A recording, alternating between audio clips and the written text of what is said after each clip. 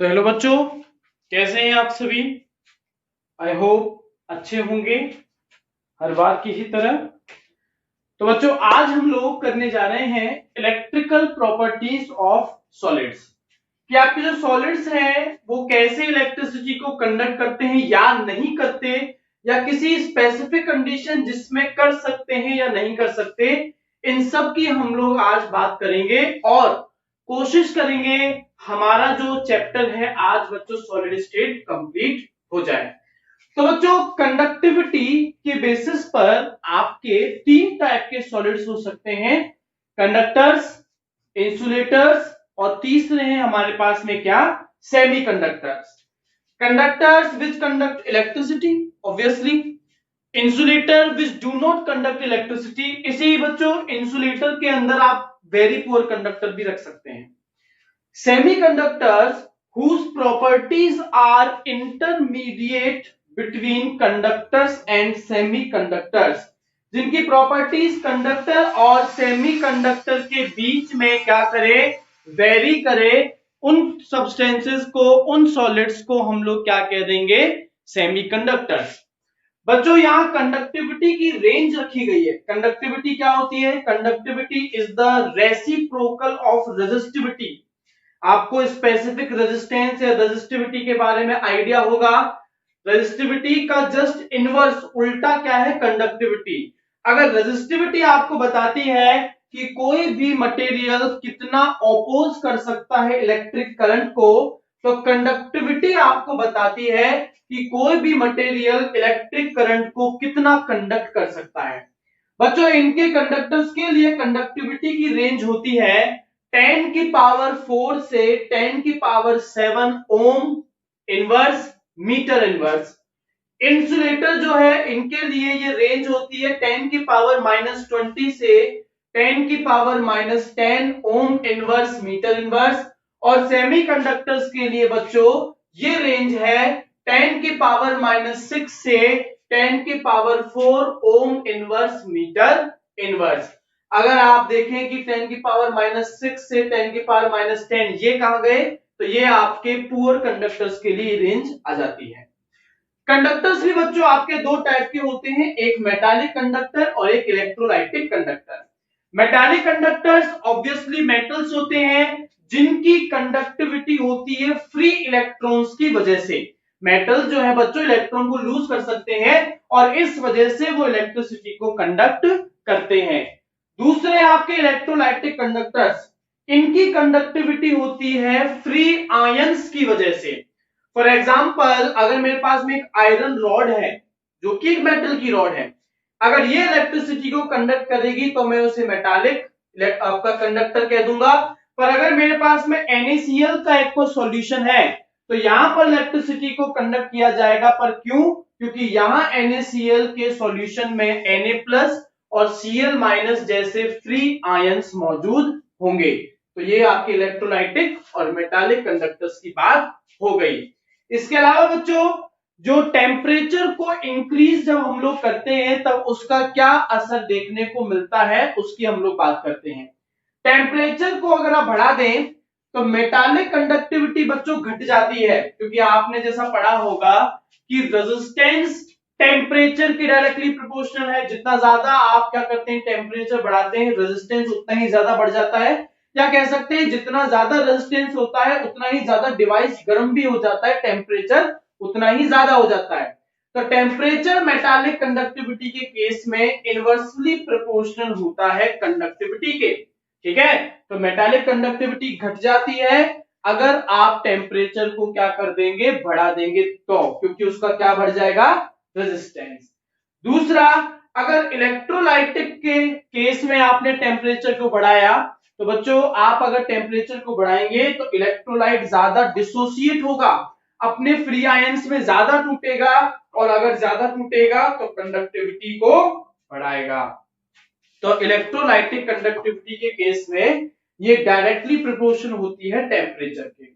Semiconductors की अगर हम लोग बात करें तो सेमीकंडक्टर्स में भी बच्चों टेम्परेचर को बढ़ाने पर कंडक्टिविटी जो है वो बढ़ती देखी गई है, क्योंकि टेम्परेचर बढ़ाने से इलेक्ट्रॉन्स एक्साइट होकर के ज्यादा मूव करने लगते हैं, और जब इलेक्ट्रॉन्स का मूवमेंट ज्यादा होता है तो सीधी सी बात है जो इलेक्ट्रिसिटी है वो भी ज्यादा कंडक्ट की जाएगी। कंडक्टर्स, इंसुलेटर्स और सेमीकंडक्टर्स के प्रॉपर एक्सप्लेनेशन के लिए बच्चों हमारे पास में एक थ्योरी दी गई है जिसका नाम है बैंड थ्योरी। बैंड थ्योरी की आप हेडिंग दूसरी तरीके से देख सकते हैं, मैकेनिज्म ऑफ इलेक्ट्रिक कंडक्टेंस, ये भी आपकी हेडिंग हो सकती है।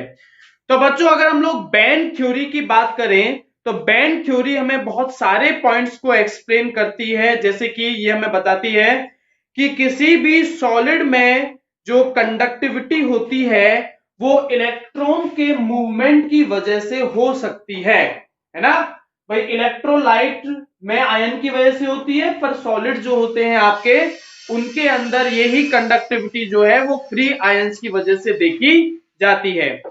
ये थ्योरी हमसे कहती है कि जो मेटल के एटम्स होते हैं इनके ऑर्बिटल्स आपस में मिलकर के मॉलिक्यूलर ऑर्बिटल्स बनाते हैं। भाई एटम्स हैं और जब आपस में सब मिल जाते हैं तो मॉलिक्यूल बनाते हैं, तो एटॉमिक जो आपके ऑर्बिटल्स हैं ये आपस में मिलकर के बनाते हैं क्या, ये बनाते हैं मॉलिक्यूलर ऑर्बिटल्स। इन मॉलिक्यूलर ऑर्बिटल्स की जो एनर्जीज होती हैं बच्चों वो एनर्जीज लगभग लगभग क्या होती हैं, सेम होती हैं, लगभग क्या होती हैं, सेम होती हैं। और इन सिमिलर एनर्जी वाले ऑर्बिटल्स को मिला करके कहा जाता है बैंड। क्या कहते हैं हम लोग, बैंड कहते हैं। अब बच्चों ये जो बैंड या ये जो मॉलिक्यूलर ऑर्बिटल्स हैं ये आपके दो टाइप के होते हैं। एक तो ऐसे ऑर्बिटल्स, ऐसे बैंड्स जो कि आपके वो ऑर्बिटल्स बनाते हैं वैलेंस शेल के, सबसे बाहर वाले शेल के, जिनके अंदर ऑर्बिटल्स पूरी तरीके से भरा हुआ है। ये जो पूरी तरीके से भरे हुए ऑर्बिटल्स आपस में मिलकर बैंड बनाएंगे, इसे बोलते हैं वैलेंस बैंड।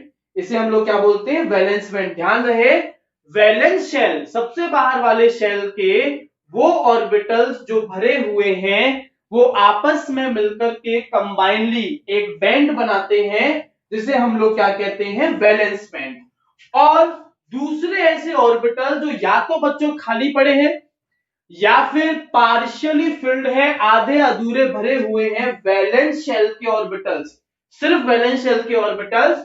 ये ऑर्बिटल्स जो आपकी बैंड बनाते हैं इन्हें हम लोग कहते हैं बच्चों कंडक्शन बैंड। इन्हें हम लोग क्या कहते हैं, कंडक्शन बैंड। तो बैंड थ्योरी कहती है कि कंडक्टर्स के केस में ये जो आपकी वैलेंस बैंड है, फिल्ड वैलेंस बैंड, और जो एम्प्टी कंडक्शन बैंड है इनके बीच में कोई गैप नहीं होता। ये जो आपका कंडक्शन बैंड और वैलेंस बैंड है ये एक दूसरे से ओवरलैप करते हैं, एनर्जी गैप बिल्कुल नहीं है, लगभग दोनों की एनर्जी सेम है। अगर दोनों की एनर्जी सेम है तो इलेक्ट्रॉन जब चाहे तब वैलेंस बैंड से किस में जा सकता है, कंडक्शन बैंड में जा सकता है। और अगर इलेक्ट्रॉन जा सकता है, मूव कर सकता है, तो इसका मतलब यह है बच्चों इलेक्ट्रिसिटी जो है वो भी क्या की जाएगी, वो भी कंडक्ट की जाएगी। तो बैंड थ्योरी बताती है कंडक्टर्स का एक्सप्लेनेशन। इंसुलेटर्स की अगर हम लोग बात करें तो बैंड थ्योरी के अकॉर्डिंग जो आपकी फिल्ड वैलेंस बैंड है और जो एम्प्टी कंडक्शन बैंड है इन दोनों के बीच में एनर्जी गैप बहुत ज्यादा है जिसे फॉरबिडन जोन कहा गया है। ये एनर्जी गैप इतना ज्यादा है कि आप टेम्परेचर को भी अगर बढ़ा दें, एनर्जी अगर बाहर से भी दे दें तो भी इतनी एनर्जी इलेक्ट्रॉन की नहीं हो पाएगी कि इलेक्ट्रॉन आपका फील्ड वैलेंस बैंड से जंप कर सके एम्प्टी कंडक्शन बैंड के अंदर। That's why they are insulator, इसीलिए तो इंसुलेटर है कि किसी भी हालत में इलेक्ट्रिसिटी को कंडक्ट नहीं कर सकते। पर वहीं अगर सेमीकंडक्टर्स की बात की जाए तो सेमीकंडक्टर्स के केस में ये जो एनर्जी गैप है बच्चों, ये एनर्जी गैप बहुत ज्यादा नहीं होता, ये कम होता है। कम होने का मतलब ये है कि नॉर्मल कंडीशन में तो इलेक्ट्रॉन यहां से यहां जंप नहीं कर सकता, पर अगर आप एनर्जी दे दें, टेम्परेचर बढ़ा दें, तो आपका इलेक्ट्रॉन फिल्ड वैलेंस बैंड से एम्प्टी कंडक्शन बैंड में एंटर कर सकता है। और अगर वो ऐसा कर सकता है तो इसका मतलब टेम्परेचर बढ़ाने पर या कंडीशंस प्रोवाइड करने पर सेमीकंडक्टर्स के केस में जो आपका मटेरियल है वो इलेक्ट्रिसिटी को कंडक्ट करेगा। इसीलिए ये प्योर कंडक्टर्स नहीं है, ये सेमी कंडक्टर्स, आधे अधूरे कंडक्टर्स हैं जो कि सिर्फ कंडीशंस, स्पेसिफिक कंडीशंस देने पर ही इलेक्ट्रिसिटी को कंडक्ट करते हैं। तो बच्चों, ये जो कंडक्टर्स, इंसुलेटर और सेमीकंडक्टर की जो डेफिनेशंस या एक्सप्लेनेशन दिया गया है, आई होप आप लोगों को ये समझ में आया होगा। अभी हम लोग पर्टिकुलरली सेमीकंडक्टर्स को करने जा रहे हैं और उसके क्लासिफिकेशन और उनकी डेफिनेशंस, उनके रीजनिंग, इन सभी को हम लोग एक्सप्लेन करने जा रहे हैं। ठीक है, तो चलिए हम लोग बात करते हैं ओनली सेमीकंडक्टर्स की। ठीक है, तो बच्चों बात करते हैं टाइप्स ऑफ सेमीकंडक्टर्स की। देखिए बच्चों, कंडक्टर्स, सेमीकंडक्टर्स आपके दो टाइप के हो सकते हैं। एक इम्प्योर या जिसे एक्सट्रिंसिक सेमीकंडक्टर भी कहा जा सकता है, या प्योर जिसे इंट्रिंसिक सेमीकंडक्टर भी कहा जा सकता है। बच्चों, प्योर का मतलब है जिसमें अशुद्धता, किसी इंप्योरिटी की जरूरत ना हो। तो प्योर सेमीकंडक्टर्स या इंट्रिंसिक सेमीकंडक्टर्स ऐसे सेमीकंडक्टर्स होते हैं जिनमें कंडक्टिविटी बढ़ाने के लिए आपको किसी बाहर से इंप्योरिटी को ऐड नहीं करना पड़ता।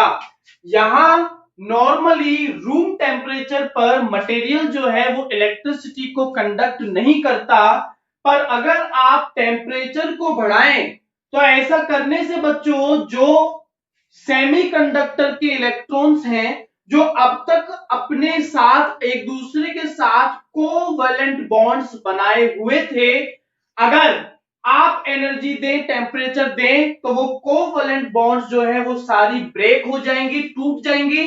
और बच्चों जैसे ही बॉन्ड टूटेगी, इलेक्ट्रॉन्स जो होंगे वो क्या हो जाएंगे? इलेक्ट्रॉन्स हो जाएंगे आपके फ्री। इलेक्ट्रॉन्स अगर फ्री टू मूव है, फ्री है मूव करने के लिए, तो वो क्या करेंगे? तब वो बच्चों इलेक्ट्रिसिटी को कंडक्ट करेंगे।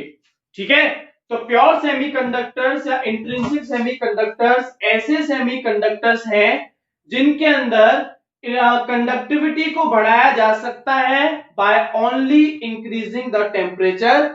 यहां आपको किसी इंप्योरिटी की जरूरत नहीं है एडिशन के लिए।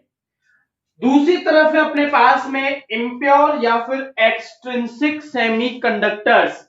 बच्चों ये ऐसे सेमीकंडक्टर्स हैं जिनमें इलेक्ट्रिसिटी को बढ़ाने के लिए, कंडक्ट करने के लिए आपको इम्प्योरिटी जो है वो ऐड करनी पड़ती है सेमीकंडक्टर के अंदर। तो जो इम्प्योरिटी आप ऐड कर रहे हैं वो इम्प्योरिटी ऑब्वियसली ऐसी होगी जिसकी वजह से फ्री इलेक्ट्रॉन्स जो है या फ्री आयंस जो है वो मिल सके और इलेक्ट्रिसिटी जो है वो कंडक्ट कर सके आपका मटेरियल। ये जो आपका इम्प्योर या फिर जो आपका एक्सट्रिंसिक सेमीकंडक्टर है बच्चों, एक्स का मतलब है आउटसाइड, बाहर से आपको जरूरत पड़ेगी। तो इसमें जो प्रोसेस है, the process of mixing impurity in impure semiconductor is known as doping। Process को हम लोग क्या बोलते हैं बच्चों? प्रोसेस को हम लोग बोलते हैं डोपिंग। डोपिंग, तो इनमें डोपिंग की रिक्वायरमेंट होगी और इनके अंदर किसी भी टाइप की डोपिंग की रिक्वायरमेंट नहीं है। इम्प्योर या extrinsic semiconductor on the basis of doping, कि आपने इम्प्योरिटी जो है, किस टाइप की इम्प्योरिटी को आप डोप कर रहे हैं, इसके बेसिस पर ये कंडक्टर, सेमीकंडक्टर्स आपके बच्चों दो टाइप के होते हैं। एक है N type, small N type semiconductor, और दूसरा अपने पास में होता है बच्चों P type, small P. N for negative and P for positive. यहां बच्चों एन टाइप सेमीकंडक्टर को तैयार करने के लिए आप जिस इंप्योरिटी का इस्तेमाल करते हैं वो इंप्योरिटी इलेक्ट्रॉन रिच होती है। इलेक्ट्रॉन रिच इंप्योरिटी बच्चों होती है जिसमें एक्स्ट्रा इलेक्ट्रॉन्स मौजूद हो, और पी टाइप बनाने के लिए आप जिस इंप्योरिटी की डोपिंग करते हैं वो होती है इलेक्ट्रॉन डेफिशिएंट। ठीक है, समझने के लिए समझिए बच्चों, बहुत आसानी से समझ में आ जाएगा। अब आपको एग्जांपल देके समझा रहा हूं। आपको सेमीकंडक्टर तैयार करने के लिए एलिमेंट जो है, जो आपका बेसिक एलिमेंट है, वो 14th ग्रुप का एलिमेंट बच्चों आपको चाहिए, जैसे कि सिलिकॉन या फिर जर्मेनियम। बच्चों 14th ग्रुप का एलिमेंट जो होता है उसके आउटर मोस्ट शेल में, वैलेंस शेल में टोटल कितने इलेक्ट्रॉन्स होते हैं? 4 इलेक्ट्रॉन्स मौजूद होते हैं, और ये चारों इलेक्ट्रॉन्स बॉन्ड बना करके अपनी वैलेंसीज को सेटिस्फाई करना चाहते हैं। अगर आपने 15th ग्रुप के एलिमेंट को, 15th ग्रुप का एलिमेंट जैसे फास्फोरस, आर्सेनिक या फिर आपका Sb जो है वो जाता है एंटीमोनी, ये अगर आपने बच्चों डोप किए, मतलब कि डाले 14th ग्रुप के एलिमेंट के अंदर, तो जो कंडक्टर सेमीकंडक्टर आपको मिलेगा उस सेमीकंडक्टर को ही हम लोग क्या बोलते हैं? N type semiconductor. पर अगर बच्चों आपने 13th ग्रुप का एलिमेंट, जिसके आउटर मोस्ट शेल में कितने इलेक्ट्रॉन होंगे? 3 इलेक्ट्रॉन्स होंगे, जैसे कि एल्यूमिनियम, गैलियम, इंडियम, इन्हें अगर आपने 14th ग्रुप के एलिमेंट में डोप किया, मिक्स किया, तो जो सेमीकंडक्टर बनेगा वो कौन सा होगा? P type semiconductor. चलिए इन्हें हम लोग समझते हैं डिटेल में। तो सबसे पहले एन टाइप सेमीकंडक्टर्स की हम लोग बात करने जा रहे हैं। ये आपके पास में एक 14th ग्रुप के एलिमेंट का एटम है या क्रिस्टल है, जिसके अंदर आपको बच्चों 4 वैलेंस इलेक्ट्रॉन्स जो है वो नजर आ रहे होंगे, जिन्हें मैंने ब्लैक डॉट से, ब्लैक मार्कर से ड्रॉ किया है। फिर आपने क्या किया? आपने इस 14th ग्रुप के एलिमेंट में एक 15th ग्रुप के एलिमेंट की डोपिंग कर दी। जैसा कि अब मैंने बताया 15th ग्रुप के एलिमेंट में वैलेंस इलेक्ट्रॉन्स कितने होते हैं? 5। अब ये 5 इलेक्ट्रॉन जो रेड डॉट से आपको नजर आ रहे हैं, ये 15th ग्रुप ने ही प्रोवाइड किए हैं। यहां आपके 14th ग्रुप के चारों इलेक्ट्रॉन 4 कोवलेंट बॉन्ड बनाना चाहते हैं, तो ये एक कोवलेंट बॉन्ड बना लेंगे 15th ग्रुप के एलिमेंट के वैलेंस इलेक्ट्रॉन के साथ में। तो आप देखेंगे कि 4 कोवलेंट बॉन्ड तैयार हो गई, पर अभी भी ये जो बीच में आपको एक एक्स्ट्रा रेड डॉट नजर आ रहा है, ये 5वां एक्स्ट्रा इलेक्ट्रॉन है 15th ग्रुप के एलिमेंट का। तो 15th ग्रुप के वजह से एक यहां पर आपको एक्स्ट्रा फ्री इलेक्ट्रॉन नजर आ रहा है, और ये ही फ्री इलेक्ट्रॉन जो है इस टाइप के सेमीकंडक्टर की कंडक्टिविटी के लिए रेस्पॉन्सिबल होगा, क्योंकि यहां पर रेस्पॉन्सिबल ये इलेक्ट्रॉन है, और इलेक्ट्रॉन पर चार्ज क्या होता है बच्चों? नेगेटिव। तो इस वजह से इस टाइप के सेमीकंडक्टर को आप कहते हैं N type, N for negative, N type semiconductor. 15th group का एलिमेंट 14th में डोप कर दो, 15th के 5 में से 4 इलेक्ट्रॉन 14th ग्रुप के 4 इलेक्ट्रॉन के साथ कोवलेंट बॉन्ड बना लेंगे, और ऐसा करने से 15th ग्रुप का एक जो 5वां इलेक्ट्रॉन है वो एक्स्ट्रा बच जाएगा, जो कि कंडक्टिविटी के लिए रेस्पॉन्सिबल होगा। क्योंकि इलेक्ट्रॉन पर चार्ज नेगेटिव होता है, तो इस वजह से यहां पर इन्हें कहा जाता है एन टाइप सेमीकंडक्टर्स। बात करते हैं बच्चों P type semiconductors, P for positive. समझिए कैसे। आपने ये 14th ग्रुप का एलिमेंट लिया है, उसका एक क्रिस्टल लिया है, जिसके अंदर एटम्स बहुत सारे होंगे, पर मैंने यहाँ 2 एटम दिखाए हैं समझाने के लिए। दोनों के अंदर बच्चों 4 इलेक्ट्रॉन्स आपको दिख रहे होंगे, ब्लैक डॉट, ब्लैक मार्कर से मैंने बनाए हैं। आपने 13th ग्रुप का एलिमेंट इसमें डोप किया। 13th ग्रुप के एलिमेंट के आउटर मोस्ट शेल में कितने इलेक्ट्रॉन्स हैं? सिर्फ 3 इलेक्ट्रॉन्स हैं, जिन्हें मैंने यहाँ पर रेड डॉट से, रेड कलर की मार्कर से ड्रॉ किया है। अब बच्चों ये 3 इलेक्ट्रॉन है 14 ग्रुप के पास में कितने इलेक्ट्रॉन है? 4। तो सबसे पहले तो ये 14 ग्रुप के जो 3 इलेक्ट्रॉन है ये 13 ग्रुप के 3 इलेक्ट्रॉन के साथ में 3 कोवलेंट बॉन्ड बना लेंगे। अब इस एटम का ये चौथा इलेक्ट्रॉन फ्री है। बच्चों ये 14 ग्रुप की विशेषता ये है कि ये सभी के सब बॉन्ड बनाना चाहते हैं।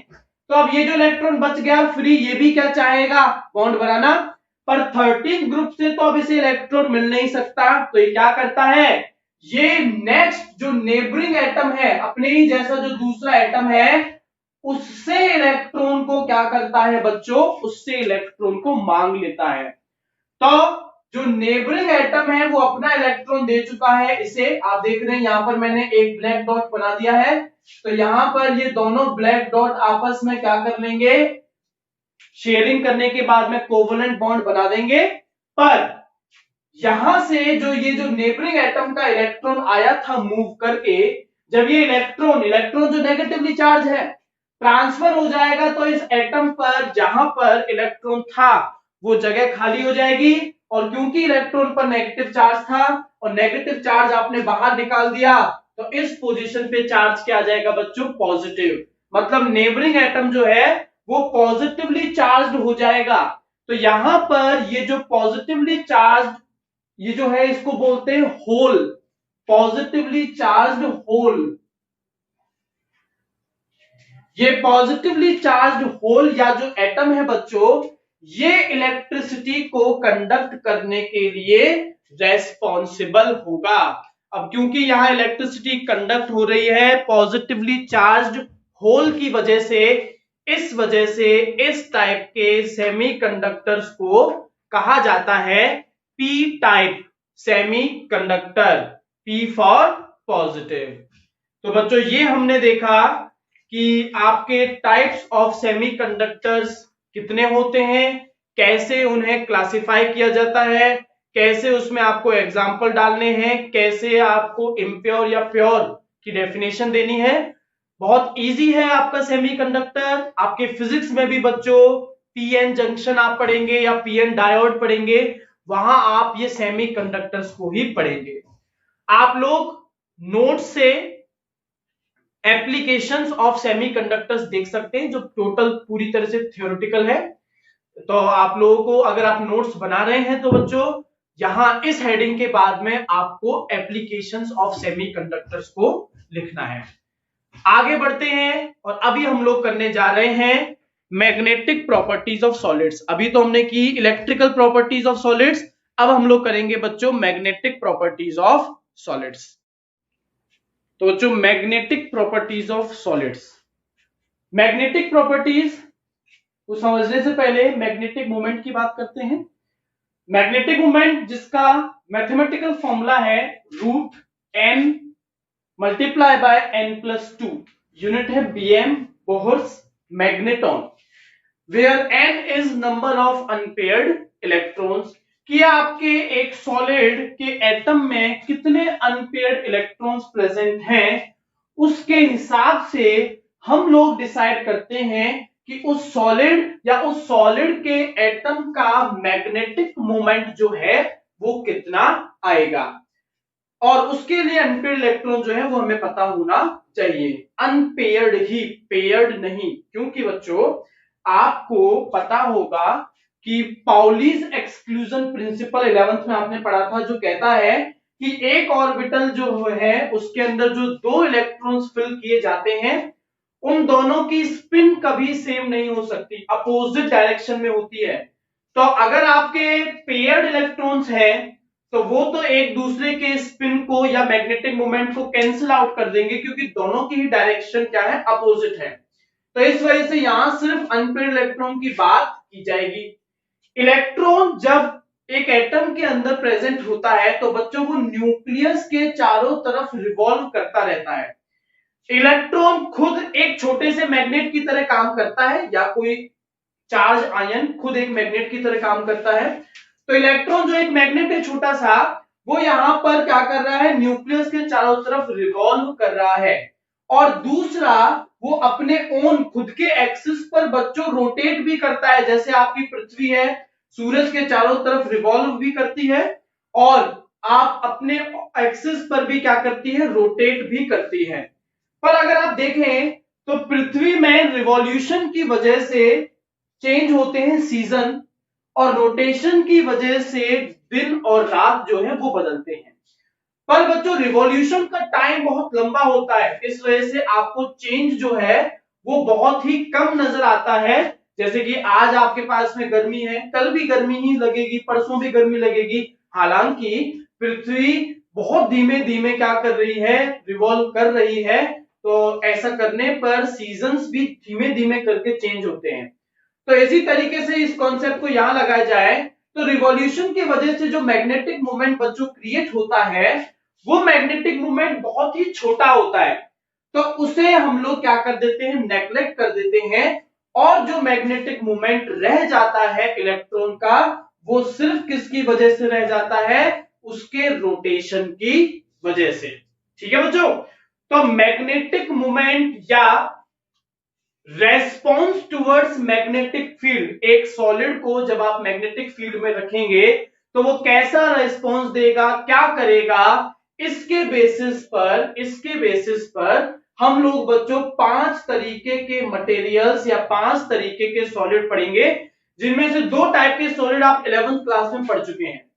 ये 5 टाइप के सॉलिड हैं, पहला डायामैग्नेटिक, दूसरा पैरामैग्नेटिक, तीसरे हैं फेरोमैग्नेटिक, चौथे एंटी फेरोमैग्नेटिक, और पांचवे जो है बच्चों वो कहलाते हैं आपके फेरी मैग्नेटिक मटेरियल्स। ठीक है, तो चलिए बच्चों हम लोग स्टार्ट करने जा रहे हैं। सबसे पहले हम लोग बात करेंगे डायामैग्नेटिक मटेरियल्स की। तो बच्चों सबसे पहला जो मैग्नेटिक मटेरियल हमें करना है वो है डायामैग्नेटिक मटेरियल्स। डायामैग्नेटिक मटेरियल्स की डेफिनेशन क्या है, the materials which are weakly repelled by external magnetic field, मतलब इन सब्सटेंसेस को अगर आप किसी मैग्नेट के आसपास रखें, मतलब उसकी मैग्नेटिक फील्ड के अंदर रखें, तो वो मैग्नेटिक फील्ड या वो मैग्नेट जो है इन सब्सटेंसेस को वीकली, हल्के से क्या कर देता है, रिपेल कर देता है, अपने से दूर जो है भेज देता है। ऐसे मटेरियल्स के पास कोई अनपेयर्ड इलेक्ट्रॉन नहीं होते, मतलब अनपेयर्ड इलेक्ट्रॉन्स का नंबर हो जाता है 0।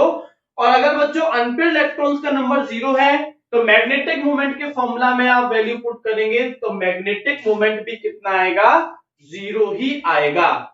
इनमें बच्चों सारे के सारे ऑर्बिटल्स में इलेक्ट्रॉन्स जो है वो पेयर्ड रहते हैं, जिसमें जैसा मैंने बताया था कि ये जो 2 इलेक्ट्रॉन्स हैं इनका स्पिन अपोजिट डायरेक्शन में होता है, तो इनके दोनों के मैग्नेटिक मोमेंट की डायरेक्शन भी अपोजिट होगी। इस वजह से दोनों के मैग्नेटिक मोमेंट जो है वो कैंसिल आउट हो जाते हैं और यहां टोटल मैग्नेटिक मोमेंट बन जाता है 0। एग्जांपल्स, आप ऐसा कोई भी आयन, एटम या मॉलिक्यूल ले सकते हैं जिसके अंदर कोई अनपेयर्ड इलेक्ट्रॉन ना हो, जैसे NaCl, H2O, benzene, zinc, TiO2 etcetera. ठीक है, सेकंड जो दूसरे अपने पास में मैग्नेटिक मटेरियल है वो है बच्चों पैरामैग्नेटिक मटेरियल्स। इनकी डेफिनेशंस की बात करें तो ये ऐसे सब्सटेंसेस, ऐसे मटेरियल होते हैं जिन्हें अगर एक्सटर्नल मैग्नेटिक फील्ड में रखा जाए तो वो मैग्नेटिक फील्ड इन्हें वीकली अट्रैक्ट कर लेती है, अपनी तरफ खींच लेती है, पर वीकली, स्ट्रांगली नहीं। वीकली इसीलिए क्योंकि बच्चों इनके पास में अनपेयर्ड इलेक्ट्रॉन है, कम से कम एक, पर इनके पास ज्यादा अनपेयर्ड इलेक्ट्रॉन्स नहीं होते। ठीक है, बहुत गिने चुने अनपेयर्ड इलेक्ट्रॉन्स होते हैं, तो जिनकी वजह से अगर कोई मैग्नेटिक मोमेंट क्रिएट होता है तो वो मैग्नेटिक मोमेंट काफी छोटा होता है। इस वजह से जब इन्हें एक्सटर्नल मैग्नेटिक फील्ड में रखा जाता है तो ये एक्सटर्नल मैग्नेटिक फील्ड उन्हें वीकली अट्रैक्ट कर लेती है। ठीक है, क्योंकि इनके अंदर कम से कम एक अनपेयर्ड इलेक्ट्रॉन होगा तो इनका मैग्नेटिक मोमेंट कभी 0 नहीं हो सकता। ठीक है, इनके लिए एक इंपॉर्टेंट पॉइंट ये है बच्चों कि जब तक मैग्नेटिक फील्ड है, इनके जो इलेक्ट्रॉन्स जो रैंडमली इधर उधर पड़े रहते हैं, इधर उधर स्पिन करते रहते हैं, जैसे ही आप मैग्नेटिक फील्ड देते हैं ये सब के सब मैग्नेटिक फील्ड की डायरेक्शन में अलाइन हो जाते हैं, उसी डायरेक्शन में अरेंज हो जाते हैं, और इस वजह से सबका मैग्नेटिक मोमेंट भी एक ही डायरेक्शन में आता है। तो ये ऐसा करेंगे, पर जब तक क्या है, मैग्नेटिक फील्ड है। एक बार आपने मैग्नेटिक फील्ड हटाई तो फिर से इनके जो अनपेयर्ड इलेक्ट्रॉन्स हैं वापस से बच्चों रैंडमली अरेंज हो जाएंगे, किसी भी डिसऑर्डर में अरेंज हो जाएंगे। तो मतलब ये मैग्नेटिक प्रॉपर्टीज को लूज कर देते हैं अगर मैग्नेटिक फील्ड को हटा दिया जाए तो ये अगर मैग्नेटिक मटेरियल बनाने के काम में आते हैं तो टेम्परेरी मैग्नेट बनाने के काम में आएंगे। ऐसे मैग्नेट जो कि कुछ समय तक तो मैग्नेट का काम कर सकते हैं पर परमानेंटली मैग्नेटाइज नहीं हो सकते। तो ये इनके लिए बच्चों एक इंपॉर्टेंट प्रॉपर्टी जो है वो बन जाती है। ठीक है, इनके लिए एक इंपॉर्टेंट प्रॉपर्टी बन जाएगी क्या, कि ये क्या करते हैं, ये मैग्नेटिक फील्ड की प्रेजेंस में फिर से जो है रैंडमली अरेंज हो जाते हैं, और पर जब मैग्नेटिक फील्ड प्रोवाइड की जाती है तो इन सब का अलाइनमेंट मैग्नेटिक फील्ड के अलाइनमेंट के जैसा होता है, सेम डायरेक्शन में होता है। That's why they are used to prepare temporary magnets. तो एग्जाम्पल के तौर पे बात करें हम लोग, तो ऐसे कोई भी आयन या मॉलिक्यूल आप ले सकते हैं या एटम जिनके अंदर कम से कम एक अनपेयर्ड इलेक्ट्रॉन मौजूद हो, जैसे Cu+2, Fe+3, Fe+2, Cr+3, O2, TiO, Ti2O3, CuO, VO2 etcetera. तो ये सभी हो जाते हैं बच्चों आपके पैरामैग्नेटिक सब्सटेंसेस। तो बच्चों जो तीसरे आपके मैग्नेटिक मटेरियल्स हैं उन्हें समझने से पहले हम लोगों को एक डेफिनेशन समझनी पड़ेगी, जो डेफिनेशन है डोमेन। डोमेन वैसे आपने कंप्यूटर लैंग्वेज में, कंप्यूटर के बारे में आप जो लोग जो जानते हैं वेबसाइट वगैरह के बारे में शायद उन्होंने नाम सुना होगा। यहां केमिस्ट्री में देखिए डोमेन क्या है।